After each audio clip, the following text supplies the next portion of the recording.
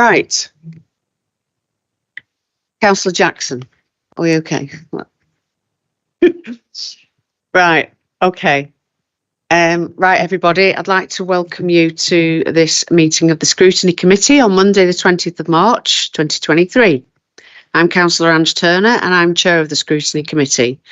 We have members in the Civic Centre along with the necessary officer support.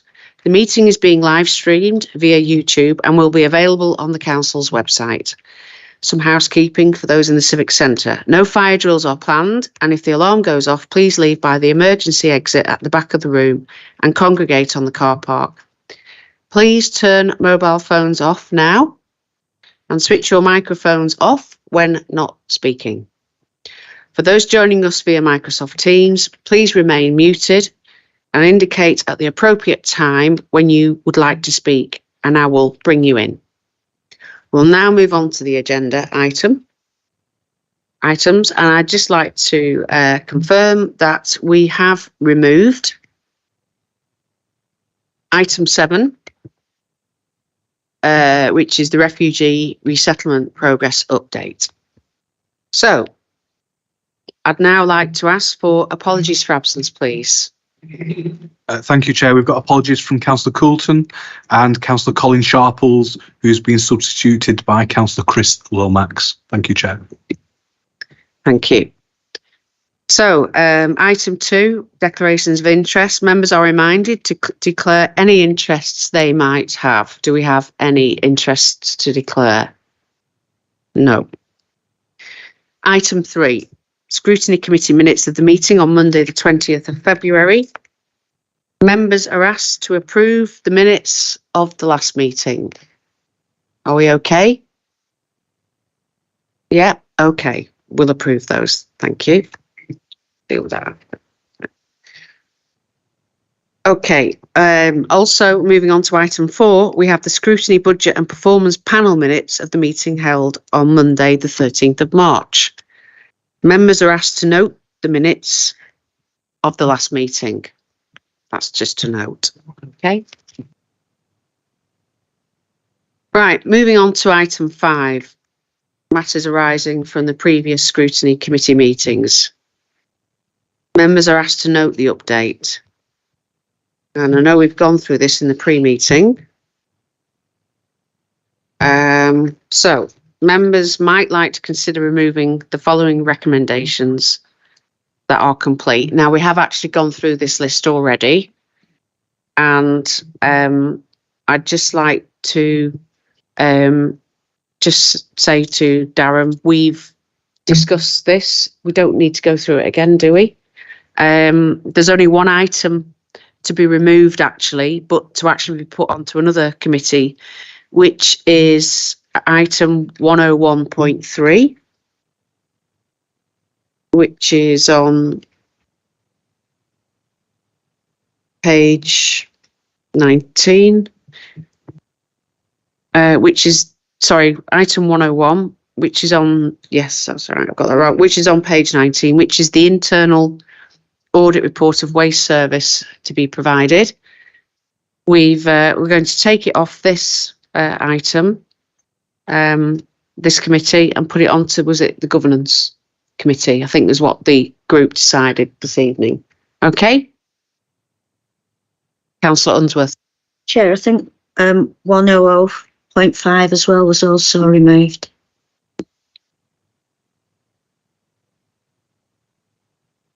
Is that the South Ribble breakdown of multi-agency risk assessment? We decided to put that onto the governance as well, is that right? Oh, decided to remove them. Oh, decided to remove it. Right, I've missed that off the list, sorry. Yeah, and I think we were all in agreement of that, aren't we? Yeah, okay, so we can do that, Councillor Unsworth. Thanks for that point. Okay. Right, now moving on to item 6, which is the Chorley and South Ribble partnership. I'm delighted to welcome the Leader of the Council this evening, Councillor Paul Foster, who will present this item, supported by Howard Anthony, who is the Interim Head of Policy and Performance. So, Councillor Foster, please present your report. Thank you. Thanks, Chair, and good evening, everybody, to the final meeting of the Scrutiny Committee, I understand, of this administration. And may I thank you for your chairmanship over the last 12 months, Chair, and the work of your committee in scrutinising the work of the executive, because it's only right and proper it's done in an open and transparent way. I'm going to be brief and just go through quickly the background, because I think we should be leaving ourselves open to any questions you may have. So, as it says in the report, the partnership last reported progress to yourselves in January 2022. The report covered the development of the joint partnership between Chorley and South Ribble, which had been established in September 21. The partnership, Chair, sets out its aims and objectives, sharing its strategy and action plans for the delivery over the next year. The partnership agreed 3 main strategy priorities: that of shared data and intelligence, a local delivery model, and economic growth and reform. This report provides an update to the committee on progress made against the action plan, and further to the ongoing work that the partnership aims to be looking towards for the next 12 or 18 months. Chair, the partnership met last week, and progress is good, and we look forward to any questions that you may have for us. Thank you. Right, thank you, Councillor Foster. So we have a couple of questions, that's all. Actually, no, we don't. We have more than a couple because they're on the other side. But anyway, well, we'll be quick. So question number 1 from myself. Please, could you give us an overview of the membership of the partnership and how they ensure it is representative of all sectors and areas? Are there any gaps? Thank you. Thanks, Chair. I'll let Howard cover off in case I forget anything, because it is extremely wide-ranging. Are there any gaps? Possibly, and probably there are. But you've obviously got the Chorley Borough Council, South Ribble Borough Council, the Citizens Advice Bureau, the NHS in their multi-guises that the NHS has, the Progress Housing Group. There's numerous, all the local organisations and the voluntary sectors that we work with. Howard, if I may, Chair, which ones have I forgotten about, because we are quite wide-ranging?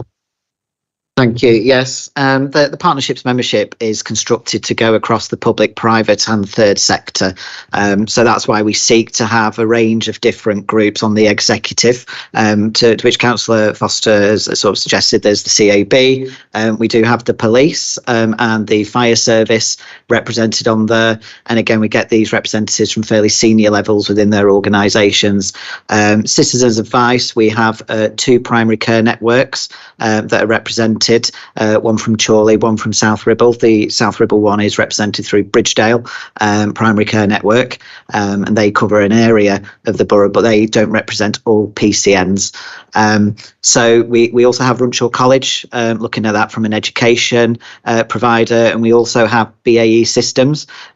Predominantly, the representation from BAE Systems is from the ASK, which is based over in Salisbury. So that's their academy for skills. So again, much more a focus around sort of apprenticeships, education, skills, recruitment that we bring in from there. There's other wider partners that join in the partnership, a little bit more fluid. So that's where we engage with them outside of meetings formally, but sometimes they can join. That's the likes of people like Lancashire Adult Learning, some of the schools, and also some of the sort of organisations like Key. So we use those as key contacts, but they don't sit on the executive board, but we do have those relationships that we keep going outside of the meeting. And at the moment, we'll be looking at how we review some of the membership of the partnership as we move forward with some of the newer health structures. Thank you. I'll ask my supplementary question. Actually, I was going to put it at the end, but obviously this is at the heart of the borough, the constituency, and it's obviously touching all strands of social care and economic growth and economic policy and stuff. Has there been any engagement with the Member of Parliament? Because obviously, I don't know about you, but when I watch Prime Minister's Question Time, you get plenty of MPs standing up and putting forward cases for their communities to, you know, Prime Minister might know about whatever town deal in Leyland and we ask you for further funding or whatever. So is there any engagement of the MP? And if there isn't, is that something that you could look at? Thank you. Thanks, Chair. The answer is no, there isn't. Remember, we've 2 MPs here, with the South Ribble MP Mrs Fletcher, but also the Speaker of the House of Commons in Chorley. I'll be blunt honest with you. At the moment, I don't recall a need to speak to the MPs, but it doesn't mean that we wouldn't engage with them. Of course, we will, because we engage with them at strategic levels on a multitude of other schemes as well. But there's Nigel Evans as well. So there's 3 MPs, isn't there? But if we needed to, we would. But this might seem a really odd thing to say here, but it's the partnership isn't political. Although it's led by 2 authorities which are political, it is not just supposed to be, it is non-political, because a lot of the partner organisations with us aren't there for political purposes. They're there for serving the community. So if we needed to, we would, but at the moment there's no engagement. Yeah. Well, I mean, a member of Parliament shouldn't be political when it comes to asking for stuff for their area either. But there might be. It sounds to me like this partnership will churn out a lot of really interesting stuff about what's required in the community to cover all the areas. And if there's something where we can get the MPs to come in and help out, then it's ideal source of information, isn't it? So okay. Yeah. Can I just follow up on that, because you're absolutely right, Chair. Because when we start looking at the data set that we've created through Nexus, and after May, we'll encourage you to look at that with us, because it is so powerful, and the amount of data, particularly where the government's currently working, where you're bidding in for pots of money, but then you have to have that supporting data as to why you're bidding in. This Nexus tool is wonderful. And it is this was developed after the pandemic, because if you remember, during the pandemic, there was so much data flying around, and the NHS, the local authorities, the Citizens Advice, Department for Works and Pensions, they were all using different data sets, were conflicting one another, and we didn't actually find out where the real need was until midway through the pandemic. So it's a very powerful tool, but as I say, we can then use that to target the MPs, to target the government. Councillor Smith. Councillor Green, right party, wrong councillor. I don't know why I said that. Apologies. Don't have to say that, Chairman.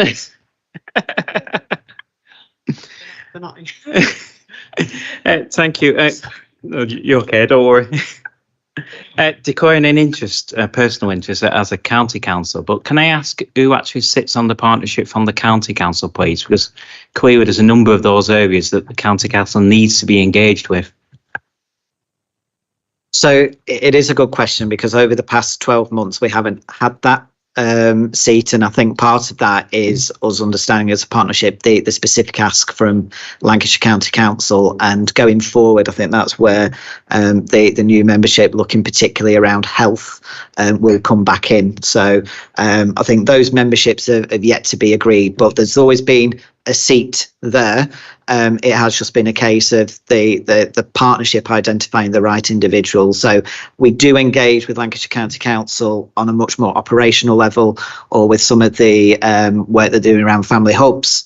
But as we move forward more with the integrated care partnership and some of the health structures and the Lancashire partnership, we'll be looking to actually get more representation from County Council in there. So it's on the agenda to go. It's just been about finding the right individual.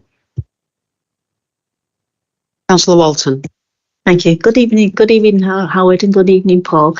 My question is, the shared partnership across Chorley and South Ribble is relatively new, and have you said from September 2021. How does the partnership assess its effectiveness and set targets for the future to ensure it's adding value to the council and to South Ribble? Thanks, Karen. That is always the $1 million question, isn't it? Because I don't know if you recall, as a committee, I said a couple of years ago that one thing that one area I really don't like is talking shops, where we create partnerships that just talk about stuff and deliver nothing, and we needed to see some key deliverables. And I think now we've joined up with Chorley, we're starting, and not just the council, but the wider footprint. We've seen better engagement from the NHS at a more senior level. The police and the fire service, as we say, send senior members of their workforce to be party with us.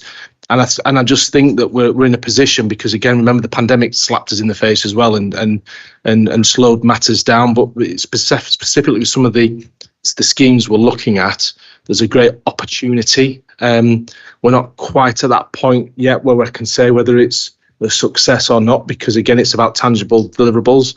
And when we get the final, as I said, the data set that you look at, where we're starting to really target resources into our communities, that is going to be most helpful. And then looking at the economic growth and reform, but also tying in directly with these NHS reforms that are currently happening. And what I would say is that we're more on top of what's happening in the NHS, we think, because of the partnership, because the partnership sends the senior members of the new NHS teams to meet with us and see how we can integrate. If you remember the social prescribing that we've just signed up to as a council, etc., etc. So, Karen, I can't say whether it's tangible. We've got tangible proof or evidence yet that we are a success, but I would suggest that within 12 months we'd definitely know one way or the other. And again, from my side of things, if it wasn't successful, then we need to change it. Councillor Lomax. Good evening, folks. Chorley and South Ribble have diverse communities with some similarities, but also differences at a community level. How does the partnership ensure it meets the individual needs of both boroughs in our communities?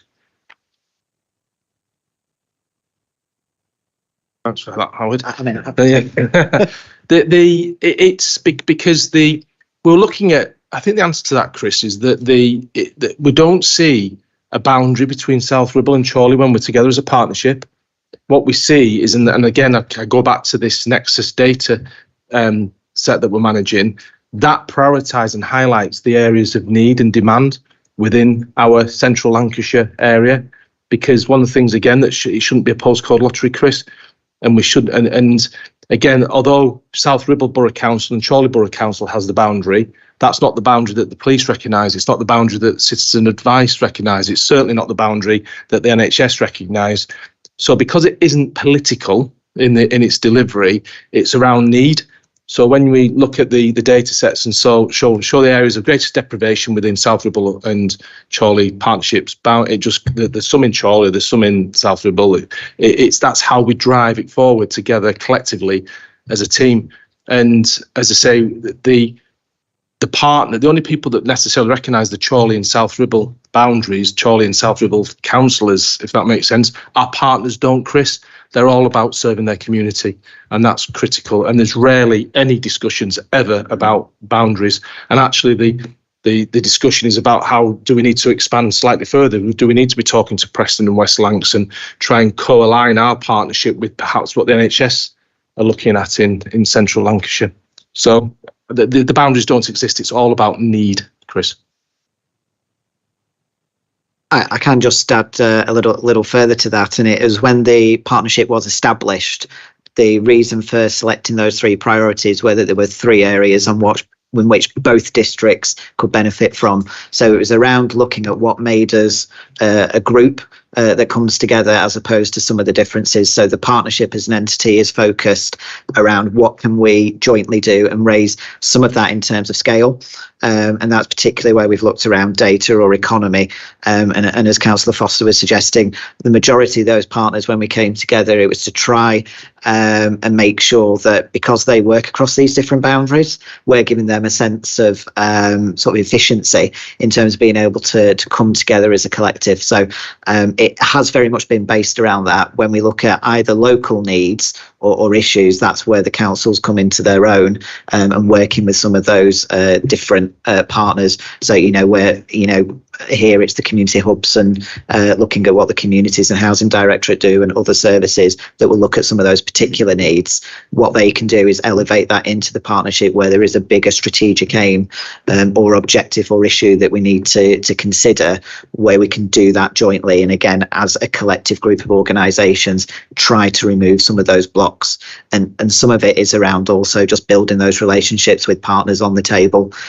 Some of the partners, sort of they come to the partnership, but they get a lot more outside of the meetings in which they build some of those relationships with us, and we can have those further conversations. So I think there's two edges to that, and that we make sure we provide support either in our own districts, but collectively as a partnership, we're working against these priorities where we've got a shared objective in aim.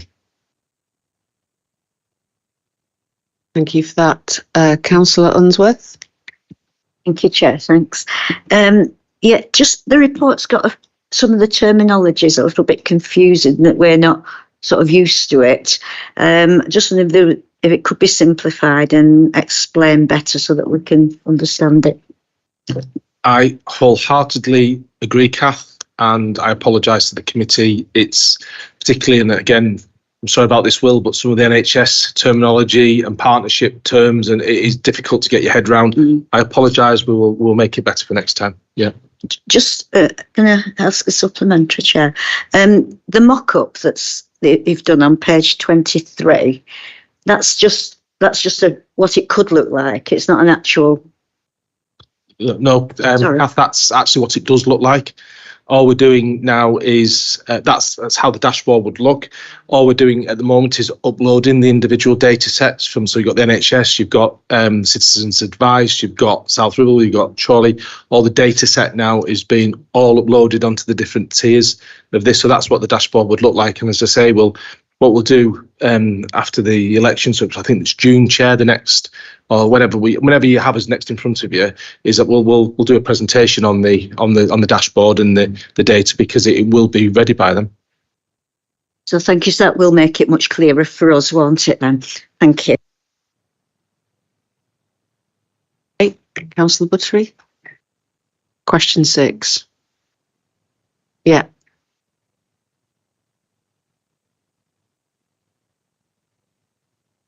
The last report we received, and this update is very inspirational. What arrangements are in place for there to be these SMART, that's the specific, measurable, achievable, realistic and time-bound projects and actions? Julie. You're all right. I think we sort of, I touched this earlier, didn't I? When I think it was Karen that asked. I think that's the next phase, is that we're going to get particularly that first, the shared data and intelligence modelling finished and the dashboard, and then we need to develop quickly some clearly measurable outcomes and targets for the use of that data. And so we're not quite there yet, but I think it has to be a priority. We've moved forward, we've moved through. We now need, what do we want this to do for us? And that we haven't done that yet.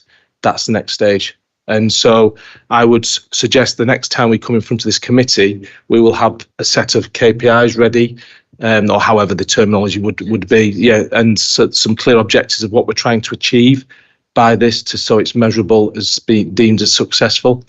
But we haven't got them yet, Julie. Have we looked at other councils that have gone shared services? Do we know of any others? The answer is no, because it's quite cutting. The partnership is really quite new and cutting edge, if you remember. And there was the original the original South, I can't remember what it was called. South Ribble Partnership. Yeah, South Ribble Partnership and the Chorley Partnership was every call we came together. But things have moved forward so quickly from the pandemic that we've had to be agile, and we don't know where we're going with this ultimately, other than trying to better our resources into the community. And as I say, I think the tool that we have developed with the data, and I think that was something that came, this is about us listening. I think as a partnership, when we all came together during the pandemic, and the quality of data was woeful, well, how it was managed was woeful, and the quality was indifferent. And I think it was something we all took away. But still, you could go up to Blackpool, you could go up to North Lancashire and South Cumbria, you could go to Manchester. They all manage it differently. So I think what we're trying to do here is set an exemplar of how you can deal with this and how you can use it differently to target our communities. And when you see it, it's wonderful, the data. So you press one button and it'll show you where all the crime is, every recorded crime in South Ribble and Chorley. And press another button, it shows you where the areas of deprivation are. Press another button, it shows you where the free school meals are, and it's down to an absolute postcode. And then you start correlating these different layers together. And you can start seeing where there might be a challenge for our communities or where it's developing. Because what I will say to the committee is it's in some of the areas where you wouldn't think. It's in some of the areas where you wouldn't think, and then that starts focusing our efforts with our social prescribers, our NHS, our doctors, the citizens' advice. We all start pulling in together and saying, right, we've got absolute evidence now from all partnership and all the different statutory bodies, and we target government to start working with us to alleviate the issues our community is facing. So this first piece of work, I can't understate how critically important it is that we get it right. I was just saying to Howard earlier before we came in to see that if we were unfortunate enough to be hit with a pandemic again next week, we'd be in such a better place to support our community almost instantly than perhaps we were 3 years ago. Councillor Lomax. I've got one of those page 22, paragraph 9 questions, but you don't have to go there. When will the Common Intelligence Framework be completed, and who will have access to it, and what practical benefits will we see from it? I think you've already said about practical benefits, but... So thanks, Chris. We had the meeting last week where we basically we approved the draft database, for want of a better word. The NHS team, I think it's in Blackpool, is it, that are supporting us that with this. We're now just going through the individual processes of uploading all the data in there, and then all the key strategic partners will get their own access into that database. I would like to think, Chris, it will be ready in weeks rather than months now, and that most certainly after the election, and we can properly get into this and start using it in, till its full power. So we're almost there, is the answer. And the access, there's all the members of the partnership have access to it. So certainly we have to go through different approval routes for the different organisations because there's GDPR and there's confidentiality, etc. But the good thing is, for example, if it was Runsaw College and they weren't allowed access to certain NHS information, for example, there's quick security filters that we can put in place for all the different partners. But there's certain partners like ourselves that are permitted to access data, all of it. So we're working together to get that dealt with. Thank you. Councillor Green. Thanks, Chairman. Can I take you to page 23, please, where you're talking about the local delivery model? And could you expand on what the local delivery model is, please? And how will South Ribble Together actually work? Thank you, Councillor. So this is one that's been moving over the sort of past 12 months. And I think some of it has been a little bit more slower in terms of we don't want to create anything too soon as new health structures come in place, because what we don't want to do is duplicate. So what we've been doing is closely looking at where things have been happening with the family hubs. In terms of a South Ribble Together model, what that delivers for local communities here. So again, going back earlier to how do we make sure we balance the difference between, there's communities in Chorley and there's communities in South Ribble, and this partnership is looking at both. It's very much around those tools within the South Ribble Together. So at this stage, it's been about individual projects. So we did the initial piece around COVID, where we did a kind of population health management. Now that basically just means looking at a number of factors around an individual. That could be whether they've got assisted bin collections, have got high blood pressure, etc., and working with PCNs to target specific people that were at risk. So we were able to take that learning back into some of the health structures, and this is where it's been very sort of fluid in terms of working with our health partners. So the I'm going to forget it now. CSI board. I think it's the Community Services Integration System Delivery Board. So I've managed to remember that. That is a core group of partners working at the health level. And obviously it's been changing as the new health local place-based partnerships take shape and the new clusters. So we've been working through there, particularly with a view to reviewing social prescribing. across central Lancashire. So, not just restricted to Chorley and South Ribble. So that means that we've been going out to PCNs, working with people that actually deliver the interventions and finding some of that out. So we're coming to the end of that. And again, this will all contribute to a kind of local based model. And the partnership last week was discussing arrangements around how it can support that health delivery. And by health, it's the wider determinants as well. It isn't just clinical interventions. It's the things that go all around that, which is housing. It's, access to skills, education, and having the partnership that we have enables that we're able to bring in some of that wider expertise from social care, Lancashire County health providers into the partnership for us to take forward a much more developed locality model. So at the moment, it's been fairly fluid. What we haven't been able to do is work with the primary care networks that we'd originally envisaged due to some of these changes taking place. And the partnership made a conscious decision not to try and sort of interrupt some of that work at that time. Just come back briefly, not a question, it's just a comment. Thank you for that. You're absolutely right. It's those wider determinants, which is 70 to 80% of the issue, and it's so much that we can all do together as partners. Thank you. Councillor Jackson, question 9.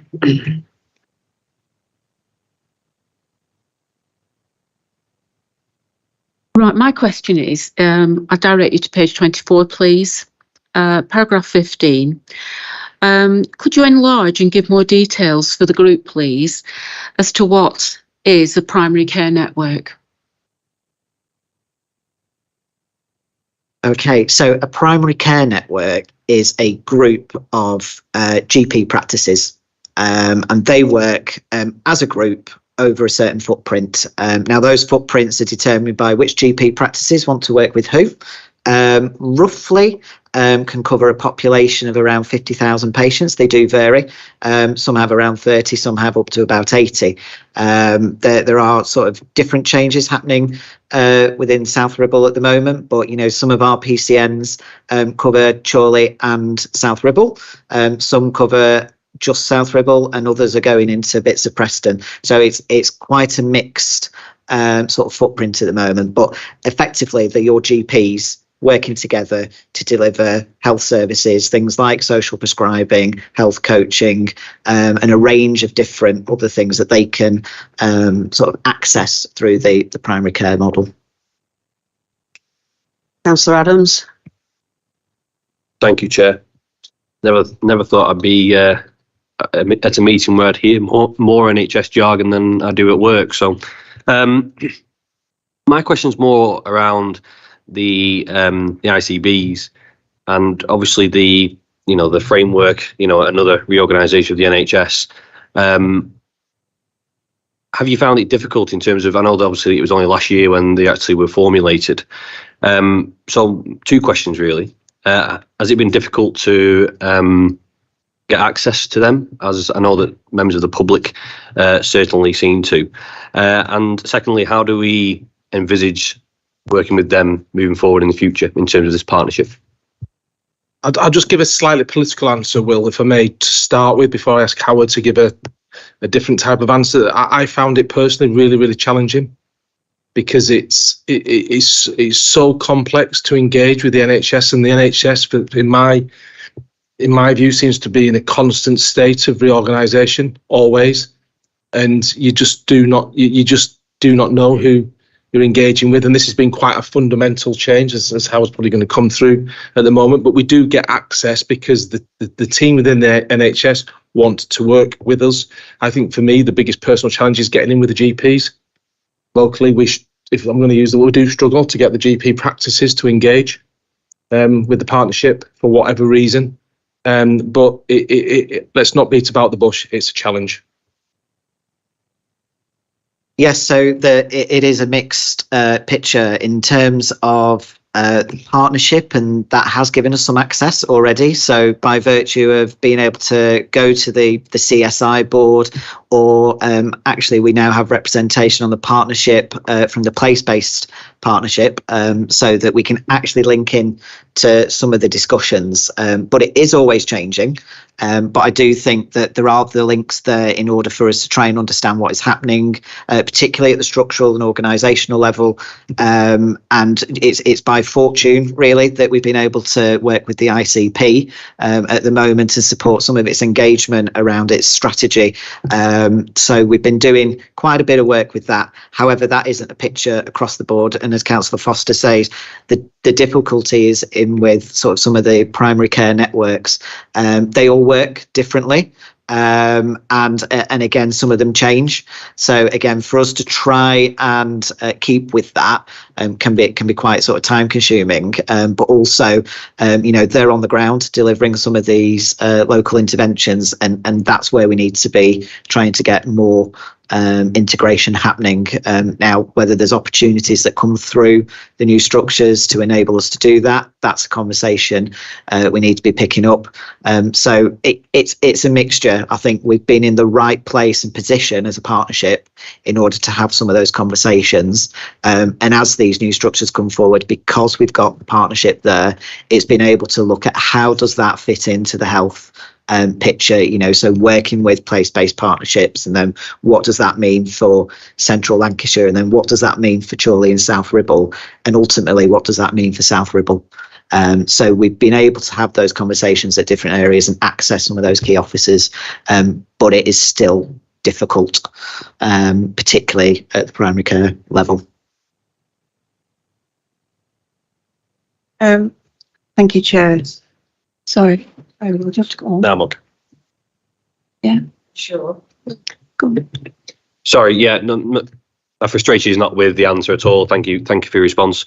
My frustration is more the multitude of levels of the NHS bureaucracy that we have to deal with. For me, what I would like to see is that as part of the partnership, someone from the ICB would actually represent the NHS. Instead of going through the multitude of levels that we have to. I think quite a lot of the work gets lost in that.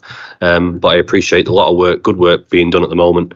But I see the challenges there between the public and private in terms of local delivery is where the challenge is. But I look forward to working with you moving forward on that. Thank you. Howard? Yes, no, absolutely. I think just to emphasise, so Councillor Bradley, who currently chairs the partnership, sits on the ICP in terms of representing the districts. So we do link in, again, by luck in some ways, through to the ICP on that. But also we do have representation on the board that can bring in the place-based partnership working. So I think it's a case of how we review our membership going forward to make sure we've got the right people on the board. So we're in the right position, but it can be frustrating to make sure we get the right people. And we have struggled with that primary care representation, in terms of attendance. Councillor Buttery? Thank you, Chair. I just received an email from my local health centre, and apparently they were hoping to get a contract and a network update from the ICB. What's the ICB? What does that have to do with the local health centres? I mean, I can't obviously answer the specifics, but the ICB is the Integrated Care Board. So in very, very simple terms, the Integrated Care Board has the money and responsibility for services that the NHS runs. Alongside that is the Integrated Care Partnership. That is a group of organisations from across the public and voluntary sectors that come together to develop the strategy, which will support the ICB in terms of some of that overall delivery. So that is a very high level, simple sort of explanation of it. But the ICB, in a way, if we go back to what were clinical commissioning groups, which were the structures in place before, they have that responsibility. So they deal with all the contracts and the legal sides and the delivery of services via the NHS. That's who they are, but we certainly don't speak for them. Thank you. Councillor Walton? Thank you, Chair. My question is on page 24, paragraph 17. So could you explain what's being done to deal with the issues and challenges that were identified at the roundtable meetings? And can you bring us up to date with the roundtable meeting that took place on the 15th of March? Thanks, Karen. I wish Councillor James Flannery was here because he chaired that, so I can get a written update for you on that meeting. I wasn't there myself, so if you recall, was it Cabinet? I think Cabinet just as recently put through a new economic strategy for South Ribble outside of the partnership, and that was fed in. And I know we do that with Chorley. And the uptake's been great, Karen. There's a real appetite with the local businesses to engage together because I think there's seen a real opportunity within central Lancashire and the northwest, particularly where we are with Samlesbury, with the cyber centre, as well as the other works that's going on there. And so we have great buy-in with the local business community into the partnership, and it's great to see. The roundtables report, the brief discussion I had with Jay was that it was really, really well attended, and it's not the first that we've held. So I will get a written update on there. I will share with you who attended. It was at I do recall it was at Salisbury. It was at Salisbury Hall, yeah, and there was a great uptake, and it's just like-minded businesses seeking to work far closer together, whether that means with the young apprentices. But it's good. It's a good initiative that Jay's brought forward there, and it fits in well with the partnership as well. But we'll get an update for you. Councillor Jackson. Hi, I'd just like to go back to the integrated care boards. And while this structure, because the integrated care boards came in July last year, so while this very, very complex structure is being put in place, I'm really concerned for the residents and the patients and how it's going to affect them, especially patients who might have very complex needs. And it's to do with the communication. And I say the GPs, say here in Leyland, and then a patient with a complex need who's attending cardiology in Blackburn, also oncology in Preston. How is medical needs might be affected because communication is lost while this system's being set up? And what reassurances can you give us that that people aren't going to die in the end because of these changes that are happening? Because it's very hard to understand for people on the street, never mind us in this committee. And we're all learning, but meanwhile, residents still have their medical needs. Thanks, Luke. It's a difficult one for us to answer, because we're not. I hate saying this. I always take responsibility, but for this we can't take responsibility. It's an NHS, and maybe something, Chair. It's something the committee may wish to look at, because I share your frustrations. I share your clear frustrations, because it's not clear at all.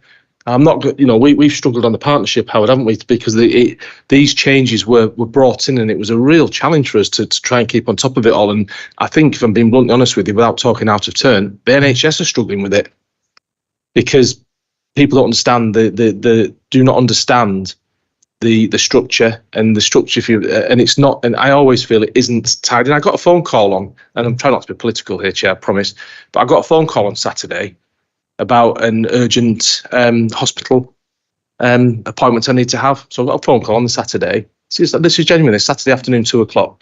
Said, can you ring us back to make your appointment? I rang back literally 5 minutes later. It says we're only open 9 till 5 Monday to Friday. But you've just been on the phone. You've just rang me, and I couldn't, and it cut me off. But that type of things are frustrations. But I think it's maybe a separate piece of work that the committee may wish to look at. We as the partnership couldn't answer that, Lou, unfortunately. I just really wanted to make people aware, that people are suffering with this lack of communication between departments. Councillor Green. Thanks, Chairman. It's perhaps something that Councillor Jackson could ask when you go to Health Scrutiny Committee. It might be something that at the appropriate time could be raised with the Integrated Care Board. Can I take us to another subject, please? UK Shared Prosperity Fund. Please, could you give an overview of what that is and how much funding has Southwood will receive from that, please? think we've got in the region of 3.4 million pounds, Michael. And obviously it was brought in following Brexit. And it's complex. You'll have recalled through the council's approved its UK SPF strategy, its bid, and if you recall, 80% of it I think is on capital projects, 20% of it can be on revenue schemes, and there is a plan in place for that delivery over the next 3 years. Is it, Howard? Was it 5 years? It's 3 years, so Yeah. up to 2025. And of that, how is drastically looking now? 3.3. And Howard, can you just remind the committee of some of the schemes where we're investing the money for the information? Thank you. Yes. I mean, part of the UK SPF at the moment, we received the money in December from government. So what we're currently doing is working through, because the fund technically can start from the 1st of April last year. And we've got to deliver everything within 3 years, which 2023, 2024 is 1 year, and 2024, 2025 is the 3rd year. So that means within the space of 2 years and 3 months, there's 3 years allocation. So what we're currently doing is obviously looking at some of the added value that we've already, delivered over the past year in terms of where that can support some of those costs. But going forward, it's going to be supporting the delivery of things like the economic strategy, various sort of programs within that. And we're going to be coming forward with a program for delivery to council. And then I think part of it is through the partnership as well. When we put the submission into government, they were looking at how councils would work with partners in terms of defining what is delivered. So that has been a discussion that we had at the partnership last week in terms of some of the governance arrangements around that. So they act as an advisory body.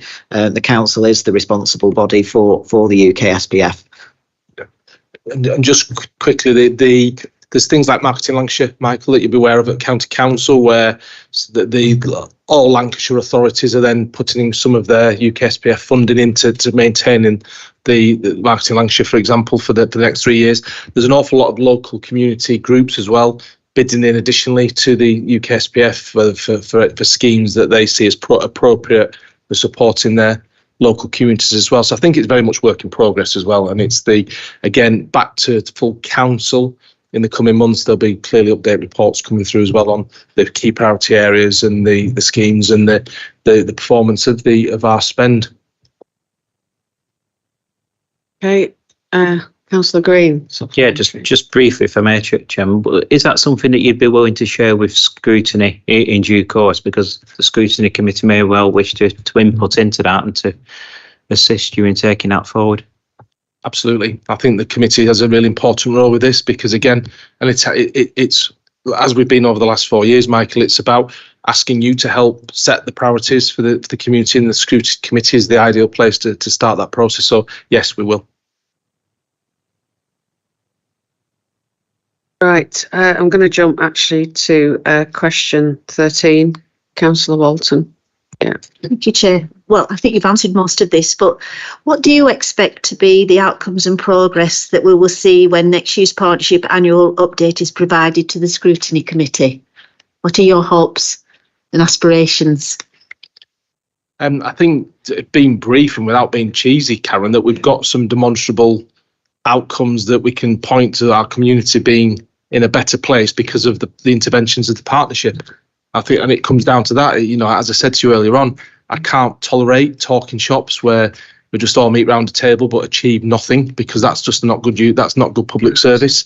And so I would be really hopeful that we can sit in front of you in 12 months' time and show you some tangible deliverables that have made our community better.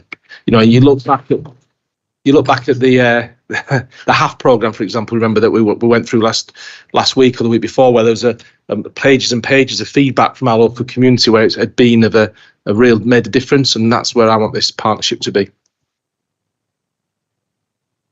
Right, any other further questions on that subject? No, so we'll now move on to item 8, final report on the Scrutiny Task Group. If there's any wishing to speak, committee. Oh, sorry. Right. Going back to item 6. Sorry, are there any members not on the committee who'd like to speak? No. Members of the public who'd like to speak? No. Right. So we'll now move on to yeah.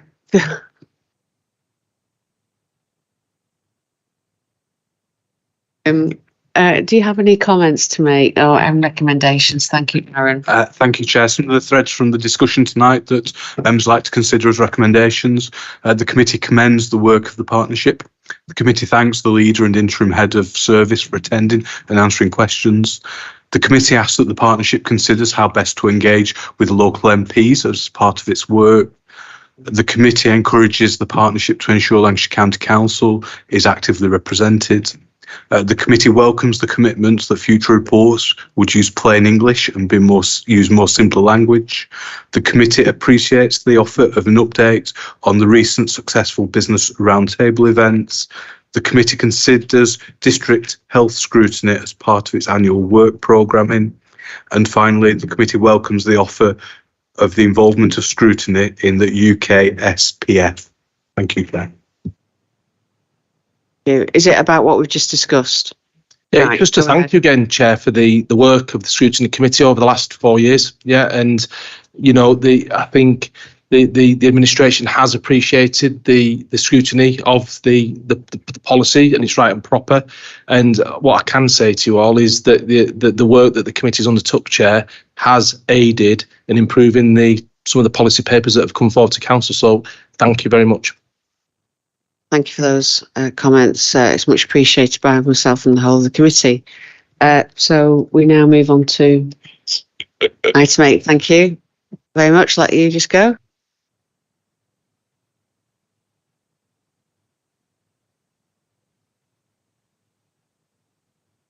Right. Okay. So we're now moving on to item 8, and Councillor Michael Green, as chair of the task group, will present this item.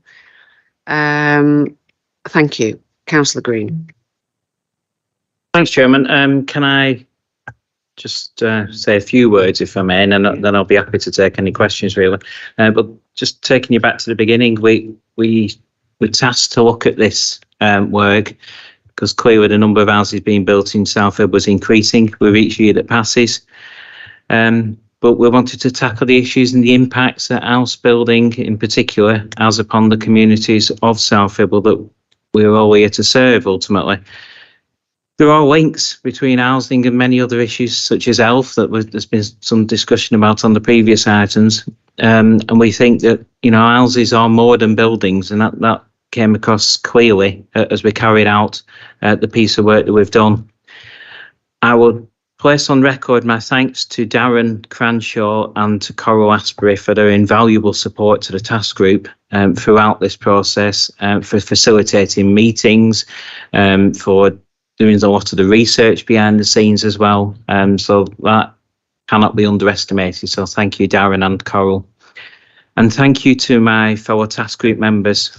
So Council, just going around the table, Councillor Walton, Councillor Unsworth and Councillor Jackson.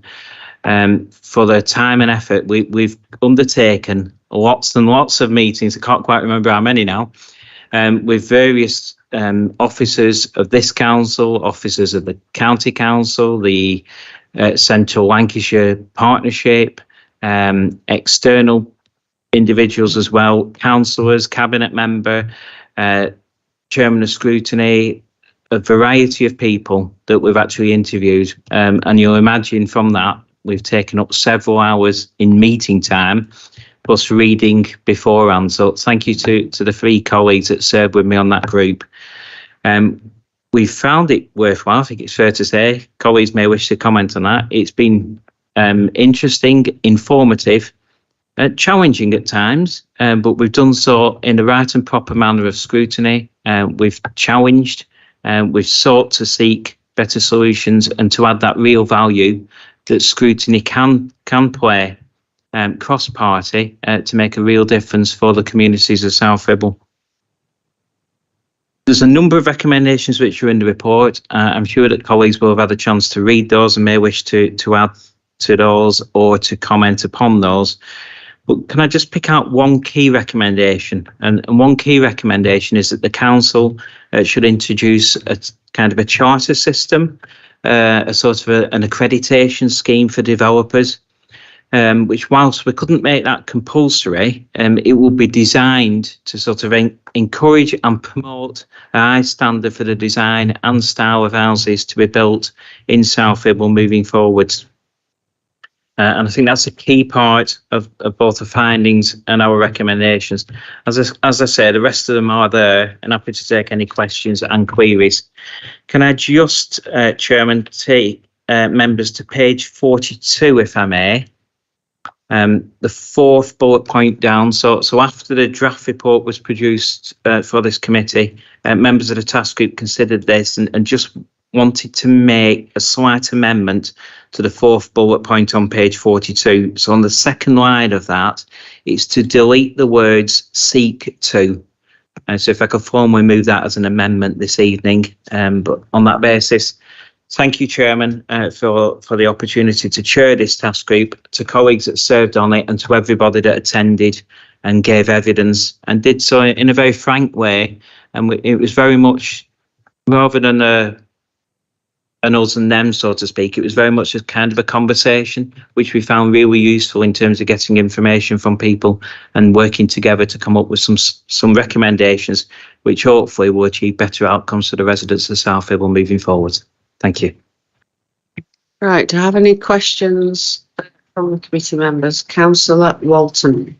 Yes, Chair, thank you. I would just like to concur with Councillor Green's comments and to especially thank Darren and Coral for all their hard work in trying to get all the people that we spoke to. It was very worthwhile and interesting. I indeed learned a lot. I thought I knew quite a bit about planning over issues in my ward, but it was very interesting. It was very frank, and the conversations we had, brought it to really highlighted that we need to do something to help the existing residents and new residents in the borough to have a home, not just a house, but a home in an area where they're enjoying living with amenities that are fairly close by and infrastructure that works for everybody. So I'd just like to say thank you, everybody, and my colleagues. It was a most interesting task group, so thank you. Okay, thanks for those kind words, Councillor Walton. So are we all happy to move the change on page 42 to delete the wording seek to and replace it with nothing? Okay, right. Thank you for that. Now, unless there's any further questions from members not on the committee or any questions, no members of the public here. Right, got Councillor Martin, please. Thank you, Chair. Most of what I'm going to say are sort of more observations than questions as such, and probably food for thought going forward. We'll probably mention them again in the future. Just being a pedant on a bit of language, really, chartered accreditation. That's normally a written grant by the sovereign. It'd be great if you could get that, because that would give you the authority then to do such things. There's a few bits and pieces that I'm a little bit, I think maybe not achieved. I must have first thank everyone for their work for this. It's a good piece of work. When I did ask for planning to be looked at by scrutiny, I was more hoping on more developers taking part, and the reason why they weren't putting in net zero stuff already. So for instance, things that I'd like to point out is your parished areas and your non-parished areas. That's up to the citizens if they want to be parished or not. 15 and 25%. And yes, I do agree that carbon neutral should be from the off on a new build and not wait until such areas. Rural areas as well will have the difficulties. Trouble with South Ribble is most of the developments are happening in the valley. And there isn't much room for manoeuvre. So the more you put in that valley, the more that valley will fill. There'll always be an increase in traffic, because as soon as you build a house, there's two cars normally appear with them. So that's something. And it's obviously, I'm sure we're all disappointed with the issues around the city deal and their lack of delivery on what they promised when they first came to us with what they were doing. There's also a sort of bit of a lack of on-street charging as well, which could have been mentioned. Your consultation with developers, I think maybe the hubs could facilitate that, because I think the planning process is tight already, as we've already seen, say with the Gables, the development in Longton, because obviously there's a time constraint, and the tighter you make that, the less choices you have towards the end of that. So I think that's probably right. You mentioned about smaller houses, and you're quite correct in that. The smaller house, anyone knows about amoebas. You'll know that the surface area is greater than the volume proportionately than a bigger house. So therefore, more heat can be lost from smaller houses, which means they need more insulation. On the recommendation side, is commitment to carbon neutral is a good thing. Green links is obviously an issue that we need to keep going. Bus links and cycle routes and things like that. And county council already using government money to increase cycling within sort of the area, which is a good. Recommendation number 5. I sort of worry about that, because if you're in an area that's got a parish and a not parish area, then who gets what money? And for instance, then Penwortham Town Council, the hub in Penwortham, will lose out on the ability to use SIL money. And I wonder what the mechanism would be to give the hubs that 15%, and would the hubs then be doing a neighbourhood plan to increase that to 25%? The other bit is a bit of a concern would be probably the governance around that, simply because if you looked at projected housing development in Penwortham Town Council would get £2.1 million.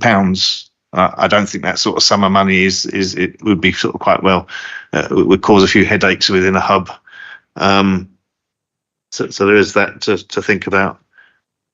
Obviously, LCC have not been helpful over the past because they've had their own issues to help with. And public health, I thought, might have been involved in this as well, because I think what we do with developments does have an impact on public health. For instance, playgrounds, green spaces should have play equipment there to engage children in getting them out of the house off their video games or whatever they're playing. So I think that needs to be looked at as well. There's no mention about the removing of gas from new builds, which I thought was a bit remiss, perhaps, because I think that's going to be quite an impact on building and how that goes forward. Because obviously, to replace that, you need electricity and you need some sort of heat pump, and the cost of that. Because at the moment, developers are not building with that in mind, and if you get a new gas boiler fitted today, you will not be able to change that for a number of years. So that needs to be. I can give you a few more minutes here, but I would like to just say that you can present. This is being presented to the next full council meeting. Oh no, I'm just giving you a bit of chance. A future one, okay, and you can present all these points to, which is, I think, more appropriate to a full council meeting. But I'll just give you a couple more minutes, and then we'll have to move on. It's more or less done. It's more food for thought. Well. The last thing I wanted to do is developers sitting on land with some sort of permission, because what that does is that skews the house building plans that the government have for our borough. So it's another issue we need to think about as well. So that's it for now. I'll repeat it all later. Yeah, but it's reasonable for me to say that this isn't for this small committee to start having a debate with you about it. It's the best place is to send that to the full council when it's reviewed. But thank you for those comments. Right, we now move on to Item 9. Councillor Lou Jackson is our representative at this committee, Lancashire County Council Health and Scrutiny Committee. Do you have a brief update, Councillor Jackson? I have got a brief update. It means that I can't give an update because the meeting's in 2 days' time. So, and it is an update of the Integrated Care Board. Okay, so hopefully I'll be able to bring more. Yeah. And if there's any paperwork that I have, I'm quite willing to circulate that. Right, really appreciate that. Thank you, Councillor Jackson. Item 9B, meeting and training attended by Scrutiny Committee committee members. Have we had any feedback from any training? No. Okay. Move on to the final item on the agenda, which is the Cabinet Forward Plan. Members are asked to flag anything that might be of interest for the next municipal year. Do we have any further comments from any committee members on that? No, it wouldn't appear so. Right. Okay. So that leaves me to close the meeting and ask you for any final recommendations. There aren't any. Is everything done? Right. Okay. Thanks. Yeah. Thanks, everyone. And I think this is the last one, isn't it? And the most complex one for me. But anyway, thanks very much for your attendance. And I think it's run really well. And it's good that we all get on with each other in this space. And I'm delighted to chair this meeting. And good luck in the forthcoming elections, everybody, if I'm allowed to say that. Okay. Councillor Green. Yeah, and just on behalf of the other members, thank you to you for chairing this for the last year. And it's been, really good to work together as a team, cross-party, which is what scrutiny should all be about, and adding that real value where we can do to improve the quality of life for residents. So thank you. Thank you. Thanks, everyone. Good evening.